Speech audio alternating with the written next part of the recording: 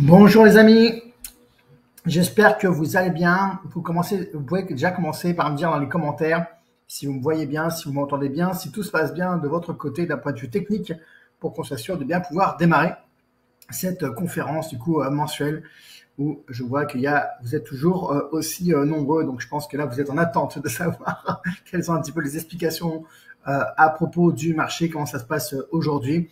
Voilà, et puis bien sûr, pour commencer cette nouvelle année, on va pas déroger au rituel qui consiste à vous souhaiter une excellente année. Je vous souhaite tout le succès que vous méritez sur vos projets 2025, que ce soit vos projets pro, vos projets perso. Voilà.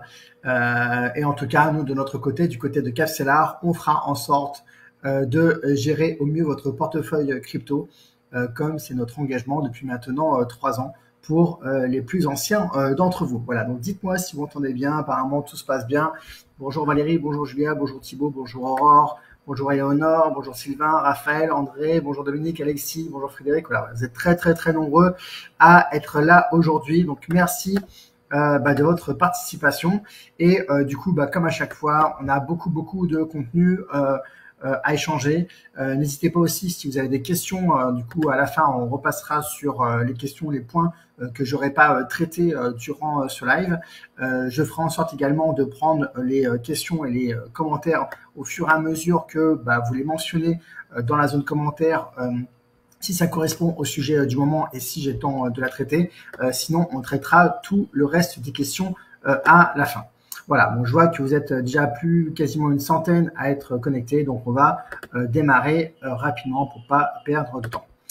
Alors, du coup, au sommaire de cette conférence, donc bien sûr, on va parler de l'actualité des cryptos, on va parler de l'actualité qui a fait qu'on est sorti du marché. Pour commencer, l'actualité des cryptos, j'ai noté plusieurs points, mais vous allez voir qu'en fait, il y a une grosse tendance sur ces actualités. Déjà, la toute première actualité, c'est la blockchain va révolutionner l'IA en garantissant l'authenticité des contenus. Ce qu'on peut voir ces dernières semaines et ces derniers mois, c'est qu'il y a de plus en plus en fait de contenus qui sont créés par l'intelligence artificielle. Je pense que vous en avez vu passer vous de votre côté. Et du coup, il devient de plus en plus difficile en fait de savoir si le contenu qu'on est en train de consulter, si c'est un contenu créé par de l'intelligence artificielle ou si c'est un contenu authentique. Et notamment avec tout ce qui se fait en deepfake. Donc un deepfake, c'est une vidéo qui est produite à l'insu d'une personne pour lui faire dire des choses qu'elle n'a pas dites dans la réalité. Et donc par rapport à ça, il va y avoir un vrai défi dans les prochains mois et les prochaines années. Ça va être d'authentifier en fait les contenus, que ça soit des contenus audio, vidéo et écrits. Et comme vous le savez, parce que j'ai déjà eu l'occasion de l'évoquer, une des fonctionnalités de la blockchain, c'est de pouvoir authentifier les choses, que ce soit authentifier les personnes, authentifier les contenus. Et donc, il y a vraiment un apport considérable que va pouvoir apporter la blockchain pour résoudre ce problème auquel sera confrontée l'intelligence artificielle. Et avec l'explosion du coût de l'intelligence artificielle, il y a vraiment des choses à mettre en place par rapport à ça. Donc, vous voyez que il y a une belle synergie qui apparaît de plus en plus par rapport à ça. Ensuite, deuxième actualité, la Suisse, du coup, initiative lancée en faveur de la constitution d'une réserve stratégique en Bitcoin.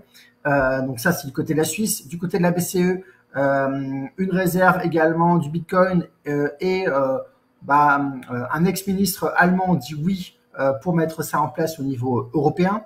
À Hong Kong, on se pose également la question de la mise en place d'une réserve d'État en Bitcoin.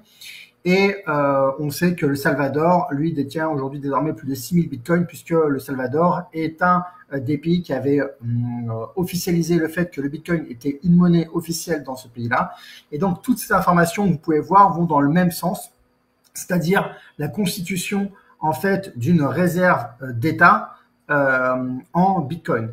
Et donc là, ça amplifie le fait que, en fait, le bitcoin prend de plus en plus de valeur, puisque justement, il va y avoir une rareté par rapport à ça. Et ce que je vous avais déjà partagé lors des derniers lives, c'est qu'il y a une vraie différence aujourd'hui entre le Bitcoin et les autres cryptos, dans le sens où le Bitcoin a déjà, en fait, est déjà commencé à rentrer dans sa valeur d'usage, alors qu'avant, on était purement dans une valeur spéculative. On était dans une valeur spéculative parce que la valeur d'une monnaie est corollaire en fait au niveau de confiance qu'on lui accorde. Et donc, s'il y a 2-3 geeks qui, dans leur coin, accordent un niveau de confiance au Bitcoin, bah, le niveau de confiance est très très faible. Mais si maintenant il y a tous les États qui se mettent les uns après les autres à constituer des réserves d'États, et ça a été impulsé, je vous le rappelle, par Trump qui a décidé de faire du Bitcoin aussi une réserve d'État aux US, et bien là, en fait, on arrive à un niveau de confiance qui est le plus élevé, puisque ce sont les États qui reconnaissent eux-mêmes que le Bitcoin est une monnaie et que du coup, il faut en conserver. Et donc, c'est là qu'on rentre dans une valeur d'usage. Et ce que je vous avais dit déjà dès le départ, je vous disais déjà depuis 3 ans pour ceux qui sont les plus anciens avec nous, puisqu'on va fêter là, on fête les 3 ans, même quasiment jour pour jour, de la solution Capsela. Eh bien, c'est que la plus grosse des plus-values qu'on va réaliser, la plus grosse des valeurs que vont prendre notre portefeuille crypto, ce sera au moment où, eh bien, la valeur d'usage sera à son maximum. Donc, on n'est pas encore au maximal, mais on voit qu'en fait, vraiment, l'usage des fonctionnalités de la crypto sont de plus en plus importantes et le Bitcoin entame ça de manière très importante maintenant aujourd'hui. La Russie, de son côté, utilise le Bitcoin pour ses transactions internationales, affirme le ministre des Finances russe. Vous voyez que c'est déjà une réalité, y compris pour la Russie, de l'usage du Bitcoin. La capitalisation du Bitcoin atteindra 20% de celle de l'or en 2025 selon Galaxy Research. Je vous rappelle que vous avez mentionné déjà l'information que du côté de BlackRock, la valeur des ETF en Bitcoin avait dépassé la valeur des ETF en or. Ça veut dire que tous les investisseurs qui sont chez BlackRock, qui est le plus grand fonds en fait au monde qui réunit des investisseurs, eh bien, les investisseurs ont aujourd'hui une part plus importante, puisque ça a dépassé au mois de décembre, plus importante de capitaux en Bitcoin qu'en or. Et donc, ça montre aussi là qu'il y a des vases communicants qui se mettent en place. Au niveau des autres informations qu'on peut noter, c'est la Société Générale et la BNP qui toutes les deux en fait ont mené des opérations de tokenisation. Donc vous voyez qu'elles utilisent également, elles, déjà de leur côté, les outils de la blockchain pour faire des transactions financières. Et petite anecdote, mais que je trouve intéressante, c'est Bisstack, qui est un de nos confrères, parce que il se positionne un petit peu comme Capsela, dans l'idée que eux préconisent en fait une épargne en Bitcoin pur, alors que nous on se positionne dans une épargne long terme, mais avec un risque dilué sur les 30 premières cryptos. Eh bien, Bitstack vient de faire une nouvelle levée de fonds, alors auprès de ses actionnaires historiques.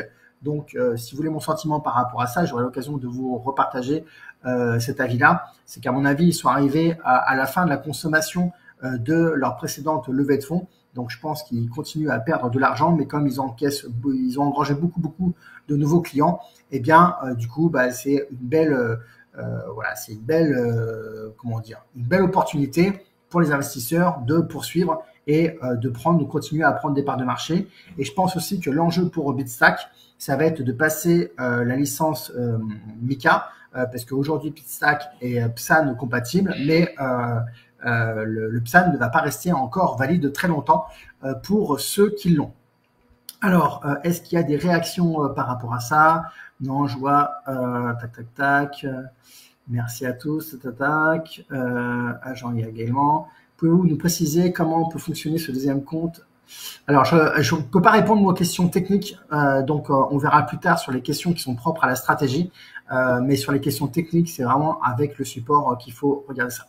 Donc voilà, donc je vois qu'il n'y a pas plus de remarques que ça par rapport aux actualités. Donc, on va passer à la suite de la conférence. Actualité du côté de Capsela, bien sûr, la plus grosse des actualités. Je pense que c'est celle aussi qui vous réunit aujourd'hui. C'est le fait qu'on soit sorti la semaine dernière. Donc pour nous, c'était une décision qui était difficile à prendre parce que, comme on vous l'a communiqué au mois de décembre, on est pour nous encore dans le bull run, donc c'est toujours compliqué. Mais par contre, il faut quand même avoir une discipline et c'est quand même ultra important. Donc le 28 décembre, il y a ce signal de sortie qui a été indiqué. Alors à quoi il correspond ce signal de sortie? En fait, on a deux types de signal de sortie. Le premier signal de sortie, c'est qu'en fonction du plus haut, si on décroche de plus de 15%, eh bien, on sort du marché. Là, c'est pas ce qui s'est produit. Ce qui s'est produit, c'est le deuxième cas de figure, le deuxième cas où on sort du marché. C'est si quand on est dans une phase de bull run comme on l'a connu là depuis 3-4 mois, eh bien, si on casse la moyenne mobile à 50 jours, eh bien, c'est là qu'on sort. Il faut savoir en fait que la moyenne mobile à 50 jours, vous voyez, c'est la courbe verte que vous voyez voir sur ce graphique-là, c'est vraiment un support qui est extrêmement important parce que en 50 jours, il se passe beaucoup de choses en fait sur le monde des cryptos et donc c'est vraiment un support important. Et si on vient casser cette moyenne mobile à 50 jours, ça veut dire qu'il y a un fort risque de retournement de marché. Donc, comme vous pouvez voir là sur les montants, en fait, au 27 ou au 28, c'était à peu près pareil. Vous voyez que vous avez 5 424 000 par rapport à la somme des market cap du top 30, enfin somme des racines carrées des market cap du top 30, et vous voyez que la MM50 était à 439. Donc on est passé à 424, on est passé juste en dessous, et donc c'est ça qui a déclenché le signal de sortie. En revanche, ma crainte par rapport à ça, c'était que vous voyez que la courbe jaune, qui est la courbe de la moyenne mobile à 14 jours, nous, notre signal d'entrée, donc pour re-rentrer dans le marché, il faut qu'on repasse au-dessus de la moyenne mobile à 50 jours. Et donc, ma crainte à moi par rapport au 27 ou 28, c'était qu'on ne passe pas dessous et qu'en gros, qu'on effleure la moyenne mobile à 50 jours et que du coup, on ne re-rentre jamais dans le marché. On n'ait jamais d'occasion de re-rentrer dans le marché. Et donc, c'est pour ça que j'ai demandé aux équipes de dev d'attendre qu'on passe sous le signal, que la moyenne mobile à 14 jours repasse en dessous de la moyenne mobile à 50 jours pour être sûr d'avoir une occasion de re-rentrer dans le marché et donc de ne pas perdre le bull run. Donc, vous voyez qu'on est sur, en fait, on a fini. Bon, il s'est passé ce qui s'est passé, c'est-à-dire que le marché s'est globalement stabilisé suite à cette signal de sortie-là, ce qui fait que la moyenne mobile à 14 jours a continué à descendre, alors que la moyenne mobile à 50 jours, elle continuait à légèrement augmenter puisqu'elle traînait en fait la performance des dernières semaines qui étaient très très importantes, notamment sur fin novembre et début décembre. Et c'est ce qui a fait qu'on est sorti. C'est vraiment important de garder cette notion de discipline par rapport à l'application de cette stratégie. Maintenant, bien sûr, j'ai reçu des messages. Il y en a qui m'ont dit, j'ai l'impression qu'il se passe la même chose qui s'est passé au mois de septembre, c'est-à-dire, enfin au mois d'août, c'est-à-dire qu'on est sorti, alors qu'en fait, juste après, il y a eu un rebond. Qui est un rebond, c'est une chose, mais un rebond, ça ne fait pas une tendance. C'est déjà ce que j'ai eu l'occasion de vous expliquer au mois de septembre pour ceux qui étaient déjà là. Donc effectivement, il y a eu un rebond, mais un rebond, ça ne fait pas une tendance. Qu'est-ce qui fait une tendance? Une tendance, on la note quand elle est à la hausse, les plus hauts sont toujours plus hauts et les plus bas sont également toujours plus hauts. Donc vous voyez que là, on est toujours sur le top 30. Donc ça, le top 30, c'est la courbe bleue. Vous voyez que les plus hauts, à chaque fois, du coup, ça monte et à chaque fois, du coup, les plus hauts sont plus hauts. Et les plus bas, quand ça redescend un petit peu, ça corrige après la montée, vous voyez que les plus bas sont également toujours plus hauts. Donc vous voyez qu'on a eu ça pendant cette période-là, donc une hausse qui était vraiment nette depuis fin octobre jusqu'à mi-décembre. Mais à partir de mi-décembre, qu'est-ce qu'on a pu observer? On a pu observer que les plus hauts devenaient de plus en plus bas et les plus bas devenaient également de plus en plus bas jusqu'au moment où on est sorti. Et donc ça, très clairement, c'est une tendance qui est baissière. Donc on n'était pas dans un range, on était vraiment dans une tendance baissière. Après, la question, c'est combien de temps ça dure une tendance baissière. Je vous rappelle qu'en 2021, le marché est monté à son plus haut au mois d'avril et avril ou mai, je ne sais plus. Et ensuite, en l'espace de 6 semaines, il a descendu de 50%. Je pense que si le marché repartait à la baisse de 50%, je pense que beaucoup d'entre vous seraient déçus. D'ailleurs, c'est intéressant de voir que, en fait, au mois de décembre, il y en a qui m'ont dit, il y en a qui nous ont envoyé des messages en disant, mais je comprends pas, le marché baisse et on est toujours dans le marché. Alors, vous aviez dit qu'en fait, il y avait un niveau de sécurité qui permettait de sortir quand le marché baissait. Donc, on nous disait ça d'un côté. Et dans le même sens, quand on est sorti parce que le marché affichait son signal de sortie, on a reçu des mails en disant, mais pourquoi vous êtes sorti alors que le marché est en bull run? Donc, en fait, il faut savoir que dans la communauté de Cafelar, tout le monde pense à son propre avis en fait de la situation. Et ça, c'est normal parce qu'en fait, vous avez votre propre lecture par rapport aux informations que vous recevez. Mais le plus important, c'est de vous rappeler on suit une stratégie qui est précise, qui répond à des formules mathématiques qui répond à un historique calculé sur 8 ans et qui a permis de définir des règles précises qui nous permettent de dire à un moment où on rentre et à un moment où on sort. Et donc, on est vraiment sur des éléments qui sont structurels. Et comme j'ai déjà eu l'occasion de le dire, c'est impossible de sortir au plus haut et c'est impossible de rentrer. Parce que si c'était possible, croyez-moi que tout le monde le ferait. Même les investisseurs, les traders les plus avancés ne savent pas faire ça. C'est juste impossible. Et donc, du coup, nous, notre stratégie consiste à suivre des tendances. Donc là, on était clairement sur une tendance haussière entre mi-octobre et mi-décembre. Ensuite, depuis mi-décembre, on était clairement sur une tendance baissière, même si la baisse, elle était légère. On n'a jamais tapé les moins 15%, mais on a fait, effectivement, on est passé en dessous de la moyenne mobile à 50 jours, qui est pour nous un indicateur important de retournement de marché. Et donc, c'était plus qu'urgent de sortir. Et donc, du coup, c'est ce qu'on a fait. Donc, j'aimerais rappeler que 1, un rebond ne fait pas une tendance, que 2, nous appliquons des règles qui sont performantes sur le long terme, et que oui, cela suppose d'accepter la possibilité d'être perdant à court terme. Mais pour l'instant, on n'a pas été perdant. Pourquoi? Parce qu'en fait, la dernière fois qu'on est rentré sur le marché, entre le 23 septembre et le 1er janvier où on est sorti, eh bien, on a constaté une augmentation de 47%.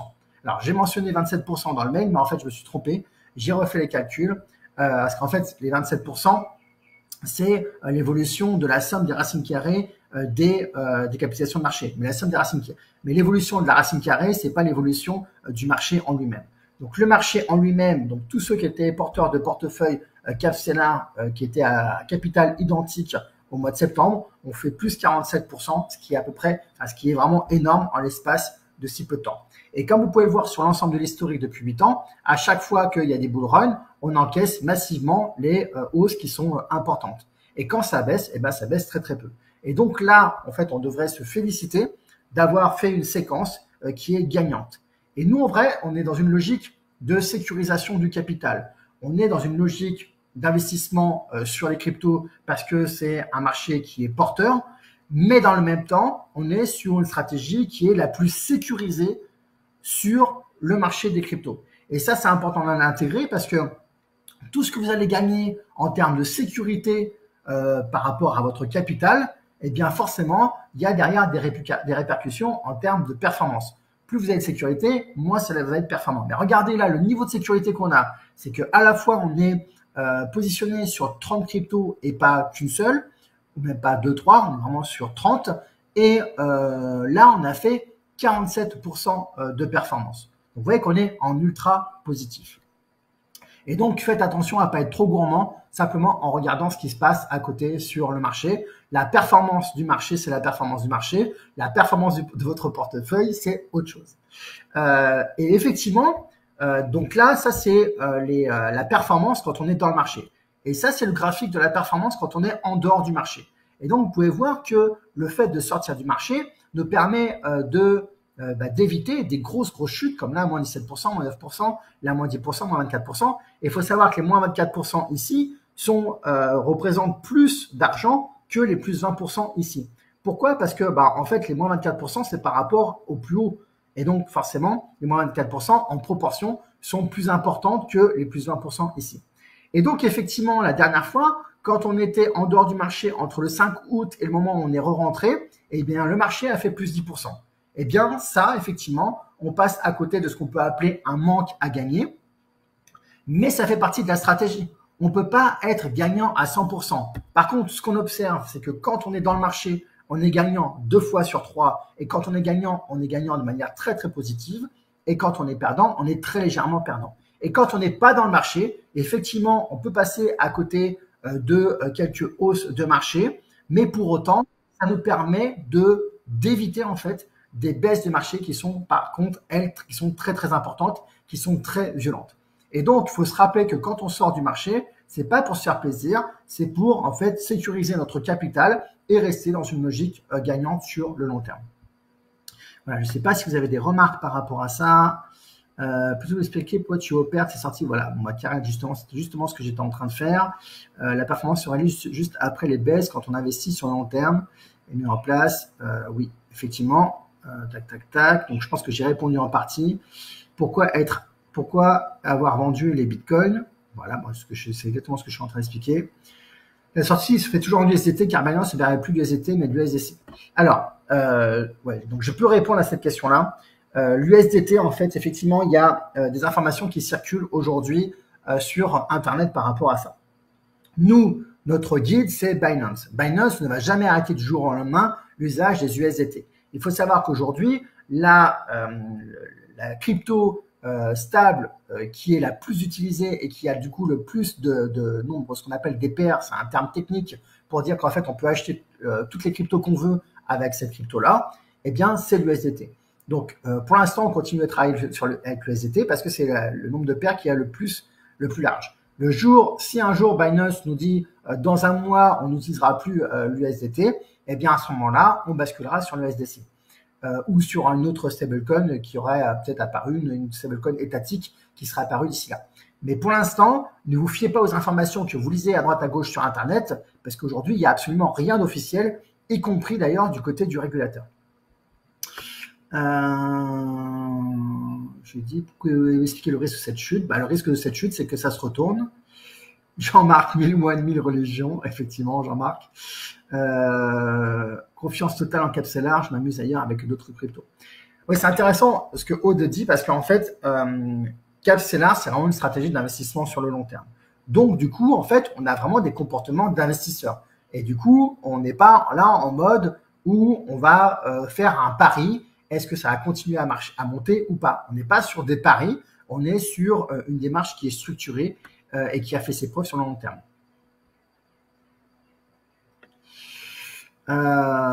Roldi, aujourd'hui le BTC est à 94 $, bien joué pour la sortie, mais il faudra rentrer au bon moment. On rentrera pas au bon moment, on rentrera au moment où la stratégie en fait nous indique de rentrer, et je reviendrai sur ce point-là un peu plus tard. Rachel, pour moi c'est rassurant de suivre les formules mathématiques, il n'y a pas de sentiment dans la stratégie, juste de la logique. Effectivement, je pense que c'est vraiment le point le plus important, c'est que faites attention en fait à toutes les émotions qui sont véhiculées par les hausses et les baisses de marché. J'aurai aussi l'occasion de revenir sur ce point-là. Plus vous serez détaché du marché, plus vous aurez une performance. La stratégie Capstellar se positionne dans la durée, effectivement, on ne vendra jamais au plus haut et on ne rentrera jamais au plus bas. Non, parce que Jean-Marc, il me le dit très bien, c'est juste impossible. Tac, tac, tac.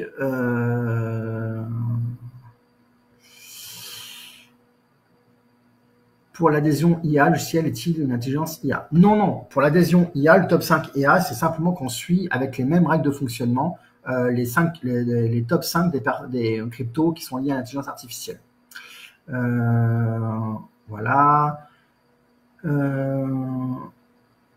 Alors, j'ai répondu à la question de l'USDT et l'USDC. Je suis un petit peu nouveau adhérent fin décembre, donc après la sortie, j'imagine que plus sera alors sur la prochaine rentrée. Mon portefeuille sera là. Oui. Alors, si vous êtes rentré effectivement juste après la sortie, effectivement, votre capital sera investi sur la prochaine rentrée. Alors, on ne peut plus acheter du USDT, mais on peut toujours faire des transactions avec le USDT. Il faut être capable effectivement d'identifier la subtilité. Ce que j'essaie juste, c'est que notre cerveau ne peut gérer ces processus avec des biais cognitifs et que seule une stratégie passive via logiciel est fiable. Donc, j'ai fait confiance aux décisions que vous prenez. Merci Sonia. Je pense qu'effectivement, c'est la meilleure façon de faire.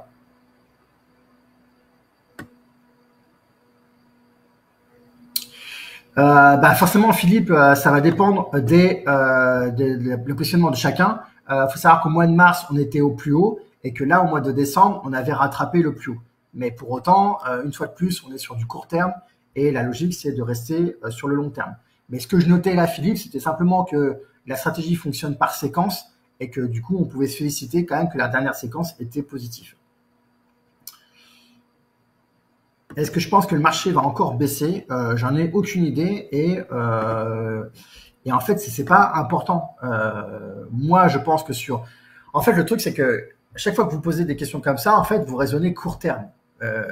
Moi, comme mon focus, il est sur le long terme, peu importe si à court terme, le marché baisse. Si le marché baisse, il baisse et c'est pour ça qu'on est sorti. C'est pour ne pas enregistrer cette baisse. Par contre, ce que je sais, c'est que sur le long terme, qui est mon horizon moins d'investissement, ça sera aussi.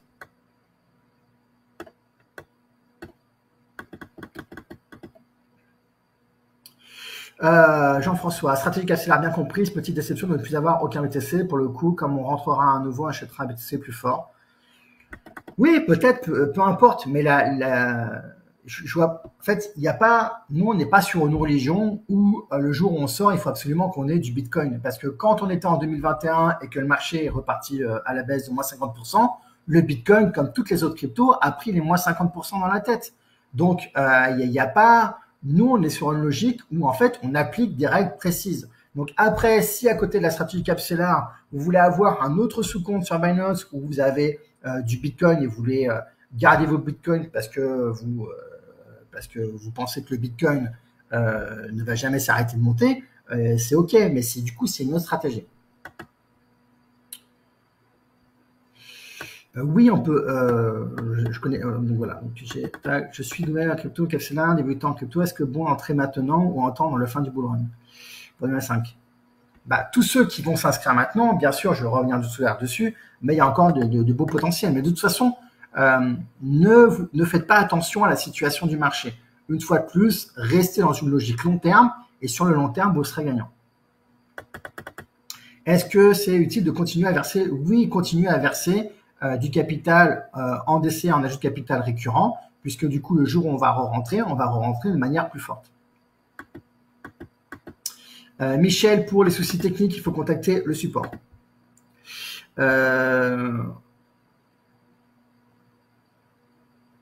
Donc non, Christian, je ne connais pas TrackCoin et je ne connais pas les travaux de Didier Darcet.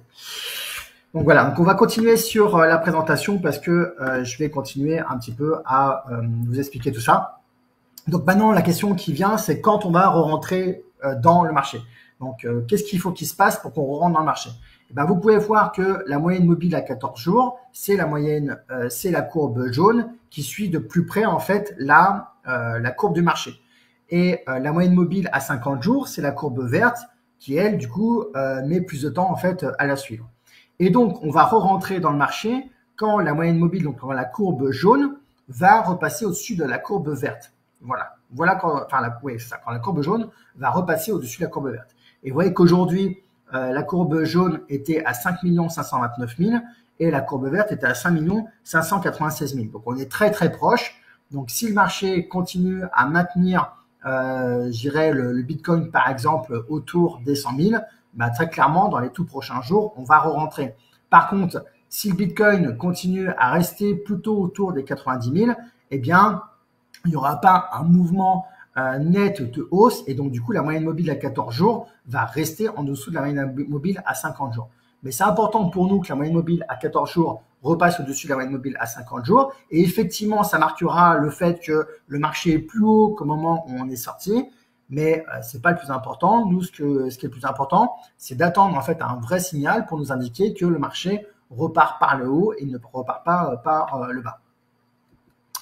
Voilà, et juste en fait se rappeler qu'on est vraiment sur une logique où on va profiter des tendances. Donc on a une tendance haussière qui se présente, qui est matérialisée par la moyenne mobile à 14 jours, qui repasse au-dessus de la moyenne mobile à 50 jours, et du coup c'est comme un surfeur qui identifie qu'il y a une vague qui se présente. Donc là ce qu'on fait, c'est qu'on monte sur notre planche et donc on rentre dans le marché. Deuxième phase, eh bien on profite de la tendance haussière du marché comme le ferait un surfeur en profitant de la vague.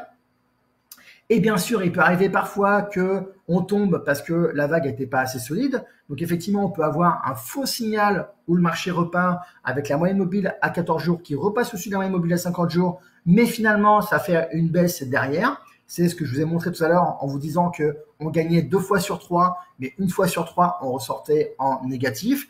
Mais le plus important, c'est que comme au même titre qu'un surfeur qui va s'amuser, il va multiplier les vagues, et ben de la même façon, nous, on va multiplier les tendances qui vont être haussières. Et donc, plus on va en faire et plus on va être bénéficiaire. Et effectivement, dans l'eau, plus on va en faire et plus on va croiser des fausses vagues, en fait. Voilà. Mais ce qui est important, c'est qu'au global, on reste positif, qu'on soit très, très positif. Et ensuite, une fois que la vague, elle est passée et qu'elle commence à arriver en bout de course, et donc, nous, ça va se matérialiser par le marché qui faiblit avec moins 15% par rapport au dernier plus haut connu ou alors on casse la moyenne mobile à 50 jours comme on l'a vu là précédemment. Et du coup, là, on va considérer qu'il faut sortir. Et donc, c'est à ce moment-là que le surfeur lui descend de sa planche pour attendre la prochaine vague à surfer. Et donc, vraiment, c'est cette logique-là de surfer les tendances qui se présentent. Et donc, nous, on est dans une logique, en fait, on va attendre maintenant la prochaine vague, la prochaine tendance qui va se présenter. Et je vous rappelle que c'est cette stratégie-là qui fonctionne du coup sur le long terme. Et c'est cette stratégie-là qui nous permet d'être bien meilleur que le marché. Parce que vous voyez que Capstellar, c'est la courbe violette. Et donc, vous voyez que sur le long terme, le fait de temporiser comme ça, de sortir, donc au moment où vous voyez quand la courbe est plate ici, ça veut dire qu'on est sorti alors que le marché, lui, ici, continue à baisser. Eh bien, nous, on est sorti. Et même si ici, vous voyez qu'on est rentré et que du coup, on a de nouveau rebaissé, là, le marché, lui, a baissé et nous, on est ici, on a stagné. Donc, à chaque fois, en fait, on peut prendre des gamelles, mais au global, sur le long terme, regardez la performance qui est exceptionnelle. Je vous rappelle qu'ici, on était à x462 et donc au mois de décembre, on avait quasiment en fait rattrapé cette performance-là. Et bien sûr, il nous reste encore une belle performance à suivre sur la suite de ce bull run-là. Voilà. Donc, juste s'il faut rappeler, c'est que du coup, toutes les analyses et conclusions qui sont faites sur le court terme, c'est-à-dire à moins de 4 ans, sont vaines et inappropriées. Je l'ai déjà dit au mois de septembre. Je le redis aujourd'hui et je le redirai probablement à chaque fois qu'il y aura un signal de sortie parce que, ou alors peut-être qu'il y aura une séquence de baisse. Il faudra que je rappelle ça, mais c'est important de le rappeler parce que c'est important que vous compreniez aussi la logique de la stratégie. Et du coup, quelle que soit la date de démarrage, donc là, ça va répondre à la question de est-ce qu'il faut rentrer maintenant, eh bien, sur le long terme, à 4 ans minimum, eh bien, cette stratégie est plus performante que le Bitcoin, que le top 30, que le top 5 et aussi beaucoup plus sécurisé parce que on est réparti sur plusieurs cryptos et on sait sortir du marché quand le marché se retourne ou montre des signaux de faiblesse comme en ce moment. Voilà, maintenant pour synthétiser tout ça, j'aimerais vous faire prendre un petit peu de recul et vous raconter un petit peu une anecdote. Vous voyez que là, c'est le top 10 des plus grands fonds de placement au monde. Et vous voyez que le 5e, c'est Fidelity Investment, qui a quasiment 3000 milliards de capital sous gestion. Vous imaginez bien, nous, on a 8 millions chez Capstellar. Fidelity, ils ont près de 3000 milliards de capital sous gestion. Eh bien, il faut savoir que Fidelity a fait une analyse de ses portefeuilles clients entre 2003 et 2013 et ils ont constaté une similitude entre les clients détenteurs des portefeuilles les plus performants. Et du coup, j'aimerais vous poser la question, d'après vous, quel est le point commun entre les meilleurs investisseurs de Fidelity? Dites-moi ça, et du coup, je passe un petit peu sur l'ensemble des commentaires que vous avez mis. Répondez-moi à cette question-là. D'après vous, quel est le point commun entre les meilleurs investisseurs de Fidelity? C'est-à-dire que dans Fidelity, en fait, il y a des gens qui peuvent investir comme il y a des gens qui investissent dans Capstellar et du coup, ils font différentes actions qui les amènent à avoir des performances différentes. Par exemple, tout à l'heure, on a vu qu'il y avait Philippe, il me semble, qui était rentré au mois de mars, ou forcément, il n'est pas rentré au même moment que les personnes qui sont rentrées au mois de septembre et non plus qui sont pas arrivés en même temps que ceux qui sont arrivés chez Capstellar il y a 3 ans. Donc, en fonction de la date d'arrivée, la performance est différente. Et bien, donc là, d'après vous, qu'est-ce qui peut expliquer quel est le point commun, la similitude entre les clients qui ont le plus de performance donc, dans ce 5e fonds de placement au monde? Ils sont patients, la patience. Tu étais leur prof. Merci. Les meilleurs utilisateurs ont un slip rose. Ok. Le long terme, la patience, long terme, investissement sur long terme, pas d'émotion, une stratégie systématique, investissement de longue durée, régulier, long terme. Oui. Alors, effectivement, c'est long terme et c'est de la patience. Mais il y a une autre caractéristique qui du coup, en fait, amène à ce long terme. D'après vous, c'est quoi? La non-intervention sur le compte. Effectivement, c'est ça. On s'en approche. Et alors, d'après vous, pourquoi ils sont pas intervenus sur leur compte? Le long terme, effectivement. Mais le long terme, c'est un état d'esprit. Le long terme, c'est pas une particularité des investisseurs. C'est une particularité de la stratégie d'investissement. Donc, mais qu'est-ce qui a fait qu'ils ont été long terme? Ils restent investis même quand ça baisse. Oui, mais pourquoi ils sont restés investis même quand ça baissait? Stratégie consciente, c'est investissement. Investissement long terme. Bon, déjà, vous voyez que vous avez des bons réflexes. Restez zen, oui. Mais non, il y a une autre particularité. La durée dans le temps, oui. Peu de mouvement sur le compte, effectivement. Il y a zéro mouvement. Oui, la réponse est sortie. Du coup, j'ai que le nom de famille, j'ai pas. Mais c'est Mister Rousseau. Ils sont décédés. Effectivement, la réponse est là. Donc, c'est génial de l'avoir trouvé. Ils étaient tous morts. Ils étaient tous morts. Et c'est pour ça, en fait, qu'ils ont eu la meilleure performance. Parce que comme ils étaient morts, eh bien, en fait, ils n'ont pas eu à réagir aux émotions. Ils n'ont pas eu à faire des mouvements. Et donc, comme ils étaient morts, ils n'ont pas fait de mouvement. Et comme, du coup, la logique de Fidelity, c'est de réinvestir tout le capital, eh bien, le capital sera investi automatiquement. Donc, je vous l'accorde que mourir n'est pas une stratégie de placement, mais simplement, ça prouve que plus vous allez rester inactif et plus votre performance sera importante. Et vraiment, j'essaye de démultiplier les exemples, les citations pour vous faire prendre conscience de ça. Parce que on reçoit encore, alors bien sûr, c'est pas la majorité des gens, mais c'est toujours frappant. Comme par exemple, la semaine dernière, il y a un de nos abonnés qui nous a quittés en nous disant super, merci, j'étais très content d'être chez vous. J'ai multiplié mon capital par 2,5 en l'espace, je crois, 1 an ou 1 an et demi. Je fais mais du coup pourquoi qu'est-ce qu'on peut améliorer? Et il me dit bah voilà, je me suis formé, j'ai trouvé des experts avec qui je vais pouvoir faire du trading et je pense obtenir des meilleures performances. Mais donc je lui souhaite le meilleur, vraiment sincèrement je lui souhaite le meilleur parce que nous notre vocation c'est d'accompagner les gens justement qui veulent se détacher de ça et qui veulent laisser leur capital travailler tout seul. Mais sincèrement, il y a la probabilité qu'ils perdent de l'argent, elle est plus importante que la probabilité qu'ils gagnent de l'argent. C'est factuel. Et voilà. Et parce qu'en fait, une fois de plus, une fois qu'on est confronté au marché, on est confronté à l'émotionnel. Et plus on fait, en fait, vous savez, l'argent, c'est comme le savon. Plus vous le touchez, plus il se réduit. Et voilà. Par contre, s'il y a un savon, vous le laissez, vous le touchez jamais, il n'y aura pas de frottement, il va rester intact. Eh bien, l'autre capital, c'est pareil. Plus vous allez le toucher, plus il va se réduire. C'est mécanique, en fait.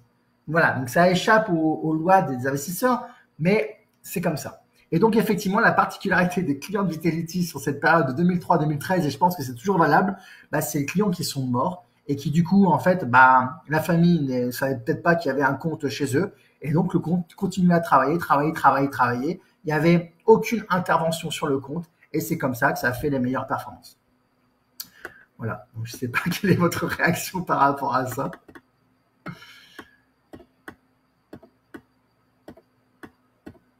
Voilà. Bon, vous êtes beaucoup à rigoler. J'ai hâte de mourir, Philippe. Donc, une fois de plus, mourir n'est pas une stratégie en soi, mais vous avez compris l'idée qu'il y a derrière ça, quoi. Allez, on va poursuivre, mais c'était important pour moi vraiment de vous faire prendre conscience de cet aspect-là. Du coup, la question, est-ce qu'on est à la fin du bull run? Comment le marché va se positionner? Je ne sais pas comment le marché va partir. Si le marché peut très bien refaire comme en 2021, c'est-à-dire faire une grosse chute, parce qu'il faut savoir qu'il continue à être manipulé par les grosses baleines. Voilà. Mais peu importe, nous on est sur du long terme. Et on sait que sur le long terme, en fait, il y a encore une belle performance à obtenir. Et très clairement, si on regarde la performance passée des bull runs, on a chaque fois le Bitcoin est monté sur cet indicateur que je rappelle qui est le CBBI au-dessus des 90. Donc nous là on est à 79, on est très très loin des 90, donc on est très très loin de la zone de surchauffe du bull run. Ça c'est le premier point. Le deuxième point, c'est que déjà ce que vous avez expliqué au mois de décembre, c'est qu'en fait le bull run se passe en deux phases. Il y a une première phase où le Bitcoin en gros fait une grosse montée et en gros il joue la locomotive du marché. Et ensuite, quand le Bitcoin commence lui à se stabiliser et à avoir un peu moins de levier de performance, eh bien, la performance est transférée derrière à ce qu'on appelle les altcoins, c'est-à-dire toutes les autres cryptos du marché. Et donc, vous pouvez le voir sur cette courbe-là. En orange, c'est le poids du Bitcoin sur le marché. Donc, vous voyez que il est quand même relativement élevé. Et à chaque fois que du coup qu'il y a un bull run, du coup, il prend ici, comme par exemple ici, il prend de la performance, il prend du poids. Et à l'inverse, les autres cryptos, elles, perdent du poids. Et à un moment donné, sur la deuxième phase du bull run, eh bien, les autres cryptos prennent du poids. Et du coup, en fait, il y a un transfert de liquidité qui se passe du Bitcoin vers les altcoins. Et c'est au moment où, en gros, les deux courbes se croisent que là, en fait, on est proche de la fin du bull run. Mais c'est là que, du coup, c'est là que le top 30, lui, va donner son meilleur.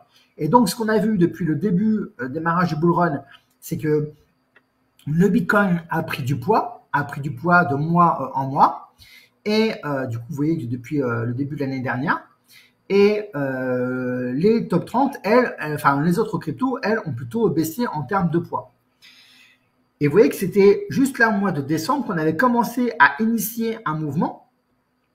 Et donc, on a encore tout le potentiel, en fait, de croissance pour que la courbe grise ici monte et vienne croiser la courbe orange qui, elle, va descendre. Donc, ça ne veut pas dire que le Bitcoin va baisser en valeur, ça veut dire qu'il simplement il va baisser en poids de capitalisation dans le marché. Et donc, c'est là, en fait, où on aura des signaux qui vont nous dire si on est proche de la fin du bull run ou pas. Mais là, on en est très, très loin d'être sur la fin, en tout cas par rapport à ce qui s'est passé par le passé, par rapport à cet indicateur-là. Voilà par rapport à ça. Est-ce que vous avez des remarques?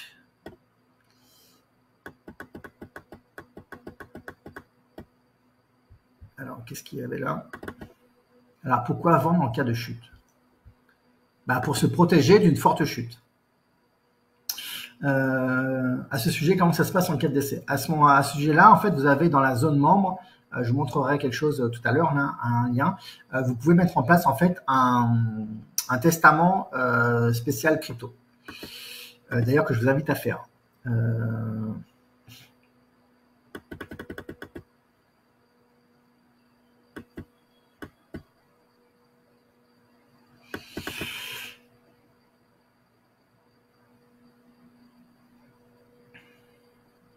Alors, je dis que les investisseurs dont Florent parlait n'ont jamais connu de phase baissière. Si, mais sur le très long terme, en fait, les phases baissières, elles sont temporaires. Donc, elles s'effacent avec… en fait, ça dépend du prix dans lequel vous regardez. Plus vous allez regarder à court terme et plus vous allez avoir des phases baissières qui vont être importantes. Plus vous regardez sur le long terme et plus, en fait, les phases baissières s'effacent. Si vous regardez le prix du Bitcoin tous les mois, eh bien fortement, vous allez avoir des fortes fluctuations à la baisse comme à la hausse. Maintenant, si vous regardez le prix du Bitcoin tous les 2 ou 3 ans, vous allez voir que le prix est beaucoup plus stable dans le temps et il est beaucoup plus haussier.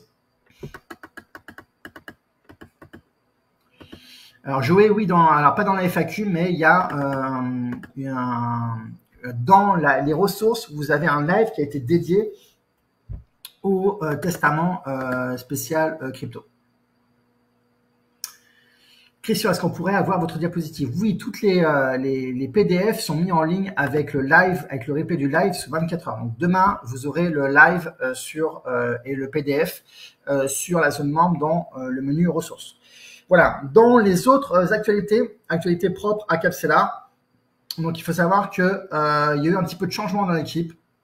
Après 4 ans de bons et loyaux services chez Flow Corporation, donc Megan, qui était la directrice technique, qui avait développé la toute première version de, à l'époque, CryptoBulo, qui s'appelle maintenant Capsela, donc qui a vraiment développé le cœur du logiciel, a souhaité partir dans de nouveaux horizons. Et donc, du coup, je lui souhaite vraiment tout le succès qu'elle mérite parce que Megan, c'est vraiment une ressource pépite. J'ai adoré travailler avec elle. C'est vraiment quelqu'un de génial qui a beaucoup, beaucoup de potentiel. Donc, vraiment, je lui souhaite le meilleur dans ce nouveau départ pour elle. Tracy est l'heureuse maman d'une petite fille, donc elle part donc en congé maternité. Pareil, Tracy, je lui souhaite tout le bonheur avec sa petite fille. Donc bien sûr, Tracy reviendra dans l'équipe à la fin de son congé maternité. Et du coup, elles sont remplacées par Vincent, qui est du coup notre nouveau CTO, et Jennifer, donc 2 profils expérimentés qui viennent renforcer l'équipe. Donc voilà, par rapport à ça, Vincent va nous apporter vraiment son expérience pour réorganiser le service de développement. Et du coup, suite à un audit qu'il a réalisé, on va mettre en place une roadmap des futurs développements. Donc tout ça pour vous dire qu'en fait, on va renforcer la robustesse du logiciel et on va rentrer vraiment dans une organisation beaucoup plus structurée de nos développements Et donc ça, c'est ce qui nous attend pour les 6 prochains mois. Donc là, il y a un gros travail, pas de refonte, mais vraiment on va dire de renforcement de la robustesse du logiciel. Il y a une autre actualité, alors là, qui est vraiment très particulière. Donc j'espère que ça concerne vraiment très peu de monde, mais on nous a remonté un sujet. On nous a remonté voilà un problème, c'est que il y a une des membres de Capcellar qui a été contactée par un hurluberlu, voilà, qui lui a annoncé ça. En gros, voilà, j'ai essayé cet après-midi de le rappeler. Donc il y avait quelqu'un qui avait essayé de l'appeler. Donc il a récupéré ses coordonnées. Alors, je sais comment moi il a récupéré ses coordonnées, je vous le dirai plus tard. Il sait que vous avez fait mettre 3 API. Il m'a dit que vous étiez un escroc, que vous aviez déjà vidé les comptes de 150 de vos investisseurs, que Binance va bloquer Capcellar et que je vais tout perdre et que c'est parce que vous aviez de dépôts de plaintes que vous êtes parti à l'île Maurice. Bref, c'est clair que je ne vous aurais pas rencontré en 2015 lors d'une croisière. Donc, il se trouve qu'on se connaissait déjà d'avant. Je suis pourtant pas peureuse, mais j'aurais douté. Donc voilà, on a des gens qui, moi jusqu'à maintenant, je comprends que les informations existent, mais je veux dire, nous on fait juste notre travail au quotidien. Je comprends pas qu'il y ait des gens, quel est l'intérêt quoi? Je veux dire, il y a des gens qui se réveillent le matin en disant aujourd'hui, Capcellar marche trop bien, ça me dérange, donc je vais appeler les clients en leur disant n'importe quoi. Je veux dire, s'il y avait 150 investisseurs qui avaient leur compte vidé, je pense que déjà vous le sauriez. Je pense que voilà. Je pense que ça serait sur Trustpilot parce que sur Trustpilot on a plus de 300 avis positifs avec près de 4,8 ou 4,7 sur 5. Je veux dire, ça n'a aucun sens. Moi, ça fait 8 ans que je suis à l'île Maurice, donc Capcellar, ça a 3 ans. Donc, je veux dire, on est à l'île Maurice parce qu'on aime vivre au soleil et que ici, c'est un environnement génial simplement pour vivre et pour développer un business. Mais donc voilà. Donc, j'espère que vous êtes très peu concernés comme ça. Dans ce cas-là, si vous l'êtes, faites attention à ces prises de contact qui sont malveillantes à notre égard et simplement qui sont juste là pour nous dénigrer et nous diffamer. On a plus d'1 million de capital sous gestion, ça fait 3 ans qu'on existe. Donc on est très loin de tout ça. On est en train de faire des démarches pour obtenir la licence MiCA. Donc voilà. Mais effectivement, je pense qu'on dérange avec le succès qu'on a aujourd'hui. Si vous avez des informations par rapport à ça, n'hésitez pas à nous les transmettre. Et nous, on fera le nécessaire. L'idée, ça serait de pouvoir identifier cette personne-là pour lui envoyer une petite lettre d'avocat. Mais ça va être compliqué avec un numéro de téléphone parce qu'il a pris en fait un numéro virtuel. Et donc, je pense qu'il est déjà désactivé ce numéro-là, quoi. Donc, mais voilà. Donc tout ça pour vous dire que c'est particulier comme expérience.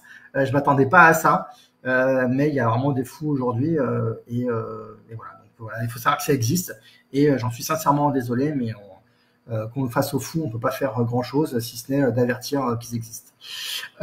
Sinon, certaines fonctions ont changé de place. Donc, je sais qu'il y avait des personnes qui nous posaient des questions par rapport à la sécurisation parce qu'ils avaient vu le tuto qu'on avait mis en place à l'époque. Et effectivement, quand on a fait la refonte du site, on l'a épuré, on l'a allégé. Et donc, à gauche, ici dans le menu, vous avez plus ce menu sécurisation. Mais en revanche, si vous allez dans paramètres et vous allez dans vos listes de comptes, et ici, vous recliquez sur paramètres, vous allez voir que vous avez ici différents onglets qui vont se présenter avec ici vos informations personnelles, ici les informations de vos API liées à ce compte, les informations liées à la sécurisation, et du coup, c'est ici que vous allez pouvoir retrouver les éléments de la sécurisation dont on avait évoqué le sujet au mois de décembre. C'est ici que vous allez également pouvoir mettre en place la prévoyance dont on a parlé tout à l'heure, si vous souhaitez mettre en place un testament spécifique à vos cryptos. Et c'est ici que vous allez pouvoir upgrader vos accès avec, par exemple, la commande l'inscription à l'option top 5 IA. Donc voilà, sachez que on a épuré le logiciel et donc forcément ici il y a moins d'éléments et on l'a beaucoup mis de choses en fait, qui est des fonctionnalités qui sont moins utilisées. On les a mis dans le menu paramètres et du coup compte par compte. Ensuite, merci aussi à vous de continuer à communiquer dans votre entourage sur Capcellar parce que on a pu constater sur les 2-3 derniers mois qu'il y a vraiment une bonne partie des nouveaux abonnés qui sont entrés via le parrainage. Donc, je vous rappelle que vous avez un programme de parrainage qui est accessible depuis votre zone membre. Dans le lien parrainage, ici, vous allez pouvoir envoyer ce lien bon de commande Capcellar parrainage avec votre code de parrainage, votre nom. Et voilà, sachez que on est vraiment très ravis que vous puissiez communiquer, nous faire connaître. Sachez que votre recommandation est notre meilleure publicité. Donc merci à vous pour ça. Et puis voilà, on va pouvoir traiter les questions-réponses. J'en ai quelques-unes que je vais traiter. Et en attendant, je vais voir s'il y a d'autres questions. Tac, tac, tac.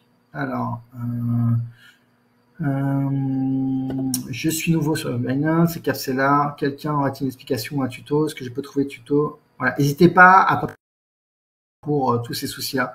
Et merci du coup Jean-Marc pour partager ton retour d'expérience là-dessus. Quels sont les rendements espérés? Est-ce qu'un x400 est possible? À nouveau, oui, je pense qu'un x400 est possible. En tout cas, c'est sur moi là-dessus, c'est sur là-dessus que je mise, Thibaut. En revanche, moi, je suis sur un investissement à un horizon 15-20 ans. Et effectivement, je pense qu'on peut faire de nouveau les x400 sur 15-20 ans.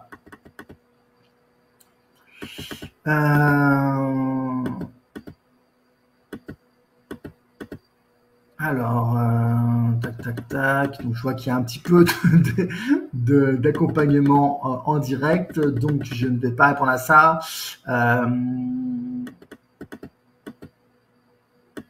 Attention, Florent et Tunnel n'existe pas.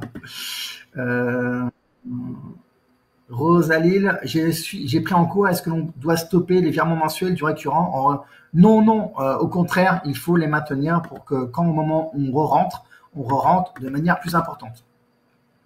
Bertrand, je suis impressionné par le travail de Florent et la clarté de ce raisonnement. Sa formation scientifique nous assure une rigueur, nous protège d'une mauvaise expérience.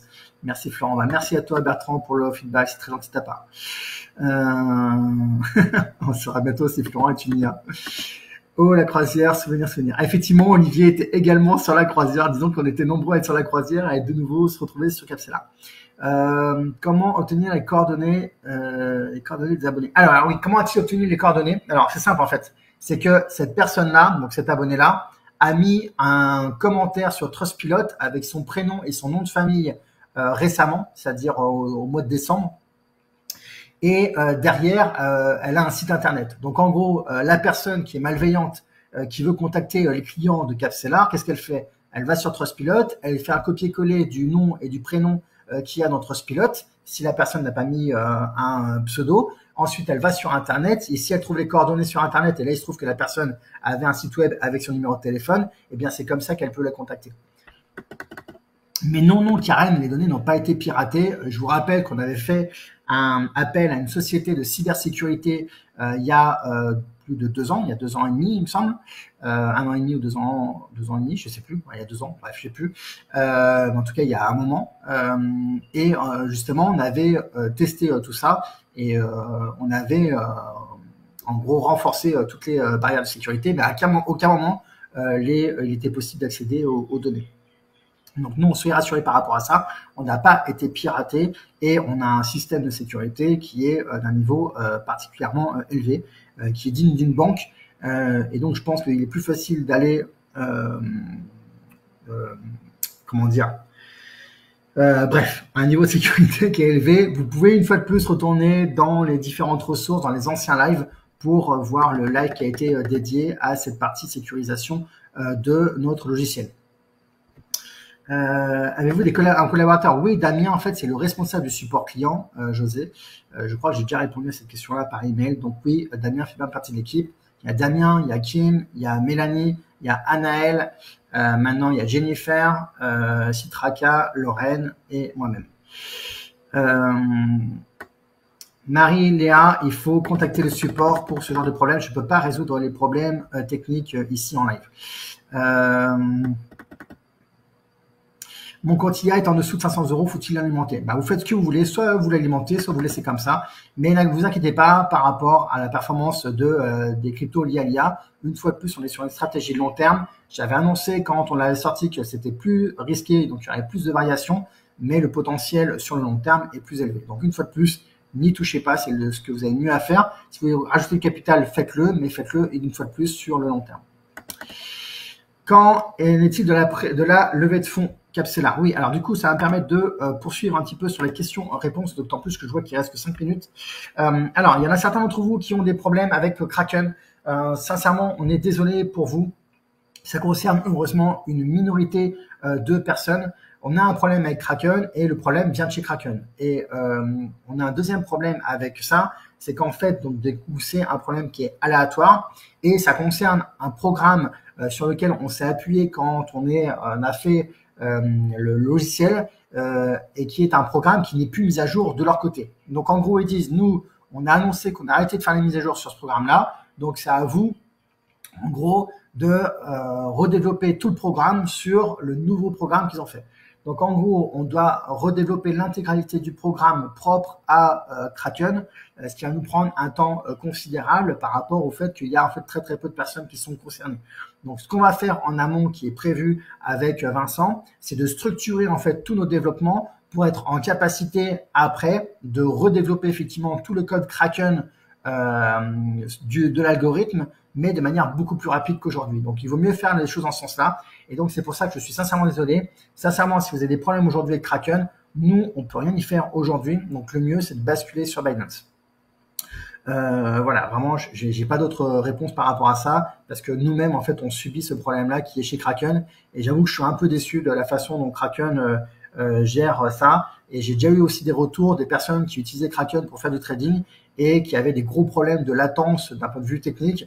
Et donc voilà, je pense que Kraken, qui faisait partie vraiment des premiers échanges au tout démarrage, j'espère qu'ils vont reprendre du poil de la bête et qu'ils vont se reprendre là, parce que ça continue à faire partie des premières plateformes d'échange les plus importantes avec les frais les plus faibles. Mais là, d'un point de vue technique, je trouve qu'ils sont un peu légers par rapport à ce qu'ils proposent. Mais du coup, on va résoudre le problème, mais du coup, ce sera plus sur le deuxième semestre. Parce que il faut qu'on redéveloppe tout et c'est de la faute de Kraken en gros. Et une fois de plus, on va attendre de restructurer. Donc sincèrement, si vous avez ces problèmes-là, basculez plutôt chez Binance. Sachant que là, quand même, la grande majorité des clients qui sont sur Kraken aujourd'hui n'ont pas de problème, donc heureusement.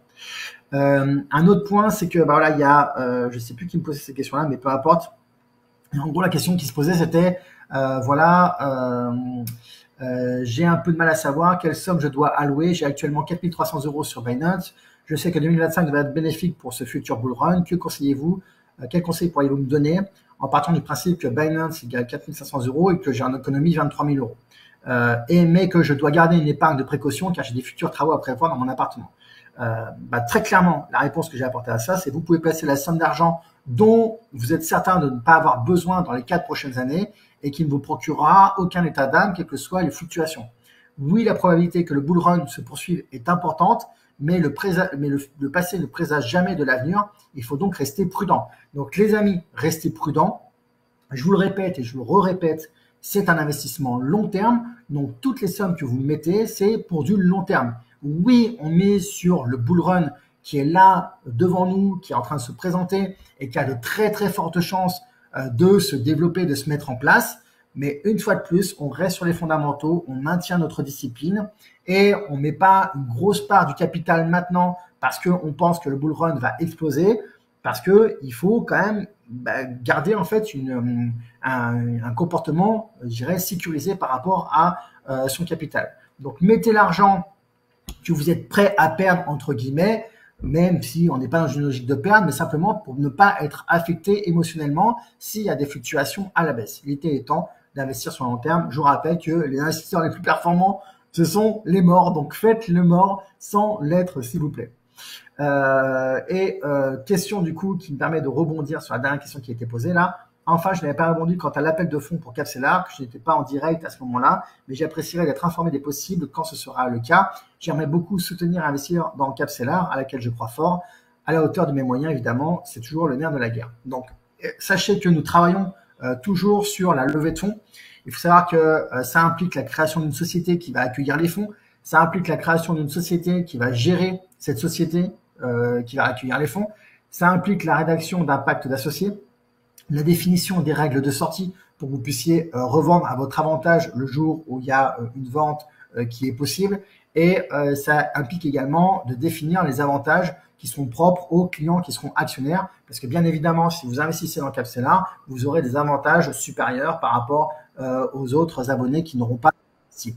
Donc tout ça, ça demande un travail de préparation. Je suis en contact avec des avocats, juristes pour mettre tout ça en place. On travaille sur la structuration. Et bien sûr, dès qu'on est prêt, je vous présente tout le dossier. Et quand je vous présenterai, de toute façon, en gros, il y aura à peu près une semaine, 10 jours pour investir. Et voilà. Mais effectivement, sachez qu'on est en train de travailler dessus. Et donc, j'espère vous présenter ça le plus rapidement possible. Voilà, j'en ai terminé pour les questions qui étaient prévues et que du coup, voilà, si vous en avez d'autres, n'hésitez pas à me les poser. Tac, tac, tac. Donc Sylvain, donc du coup j'ai répondu par rapport à la levée de fonds.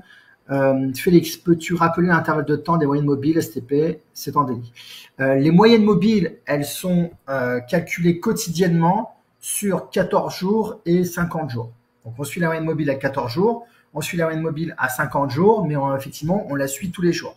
D'ailleurs, si vous allez sur le logiciel Capsela, que vous allez dans Signal, dans indice et ensuite signal, vous verrez que chaque jour, en fait, vous avez une donnée nouvelle qui est mentionnée. Une idée quand on pourra re-rentrer, pas sûr d'avoir compris. On va re-rentrer, donc une fois de plus, vous pouvez aller dans l'onglet, dans le menu signal, dans les indices, pour voir le graphique. Et quand vous allez voir que la courbe de mémoire, c'est la jaune qui repasse au-dessus de la verte, enfin, en tout cas la moyenne mobile à 14 jours qui repasse au-dessus de la moyenne mobile à 50 jours, c'est à ce moment-là où on va re-rentrer.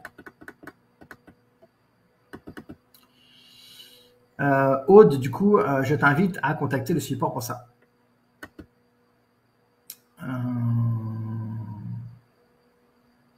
Les virements mensuels ne sont plus possibles. J'ai vu qu'une autre personne semblait dans le même cas. Effectivement, en fait, on a sur les sous-comptes, les virements automatiques ne sont pas possibles. Donc, effectivement, il faut faire, vous pouvez mettre en place un virement mensuel, soit par Stackinsat, soit par Binance, qui va alimenter votre compte spot. Et ensuite, il y a une manipulation à faire pour alimenter manuellement votre sous-compte. Je suis assez surpris que Binance n'ait pas prévu ça, mais on doit subir les possibles en fait qui sont proposés par Binance par rapport à ça. François, super clair comme d'habitude. Merci. Je n'ai pas de boule de cristal, mais quand penses-tu que tu vas pouvoir rentrer dans le marché? Valentin. Du coup, je viens de vous répondre. Regardez la courbe, vous allez voir qu'elle est très très proche. Donc peut-être qu'on va rentrer cette fin de semaine, peut-être semaine prochaine. Je vous l'ai dit tout à l'heure, si le marché confirme une hausse, c'est-à-dire que si le Bitcoin et le reste des autres cryptos, mais notamment sur le Bitcoin, reste autour des 100 000 euros, du coup, le moyenne mobile à 14 jours va repasser au-dessus de la moyenne mobile à 50 jours.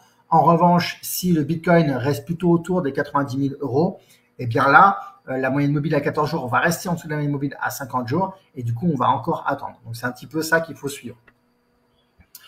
J'ai un souci pour alimenter mon compte Binance suite au changement d'IBAN. Solution, Philippe, contactez le support. Je ne peux pas résoudre les problèmes techniques ici en direct. Il faut un standard-tel pour vous joindre en cas de problème ou question à poser. Alors, on a, il me semble, des lignes téléphoniques qui sont mises à disposition, mais pour nous, c'est quand même beaucoup plus facile de nous organiser en prenant des rendez-vous en visio, sachant qu'en ce moment, normalement, vous devriez avoir pas mal de disponibilité, y compris dans la journée. Voilà, donc c'est Judith, effectivement, qui a été contactée. Je pense qu'elle connaît très bien Florent. Je pense qu'il serait important de poser en mots et tous les contacts Capsela se font par email support et que tout appel direct n'est pas émis par votre société. On peut être amené à vous contacter, mais c'est extrêmement rare. C'est en fait pour répondre souvent parce que des fois on se rend compte que vous recevez pas nos mails parce qu'on vous répond par mail, mais vous nous dites quand vous n'avez pas reçu de réponse. Donc là, effectivement, on peut être amené à vous contacter par téléphone. Bon, après, on vous dira jamais de nous-mêmes que on est malveillant vis-à-vis de nous-mêmes, quoi. Oui, Jessie, effectivement, si vous avez un changement de RIB par rapport à PayPal, contactez effectivement le support. Donc, ce sera Jennifer qui va s'en occuper. Quand se ferait le rééquilibrage suivant après le retour sur le marché? Eh bien, à date d'anniversaire, il se fera à date d'anniversaire. C'est on rentre dans le marché et ensuite on revient sur votre date habituelle de rééquilibrage. Daniel, j'ai un peu honte, mais je suis vraiment un bulot pour le coup. J'ai manifestement loupé des épisodes. Eh ben, c'est parfait, Daniel. C'est la meilleure des façons de faire. Kraken a perdu beaucoup de parts de marché. Oui, c'est possible. Daniel, c'est quoi? C'est qui Capsela? Alors, effectivement, Daniel, tu as raté beaucoup d'épisodes parce qu'effectivement, cet été, on a changé le nom. On est passé de CryptoBulot à Capsela. Et donc, on a fait, mais c'est là exactement la même chose, hein, c'est le même service. Voilà, bien sûr qu'on continue à l'améliorer, mais on a fait un gros changement au niveau du branding, au niveau de la marque, pour être plus international, bref, plus compatible à l'international. Emmanuel, oui, oui, intéressé aussi pour accéder en Capsela, trop bien. Juste une précision, les frais sont bien pris sur le compte principal, pas directement sur le sous-compte. Oui, il y a un transfert qui est fait, il me semble, du sous-compte vers le compte principal pour qu'ensuite le compte principal puisse faire le transfert vers le compte de Capsela. Donc Christophe, normalement tout se fait de manière automatique, il n'y a pas besoin de prévoir un solde sur le compte principal.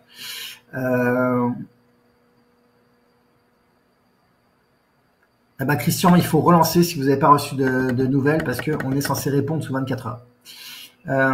Il n'y a aucune alternative à MiCA. Non, il n'y a pas d'alternative à MiCA. MiCA étant la loi qui va réguler le marché des cryptos pour les prestataires au niveau européen.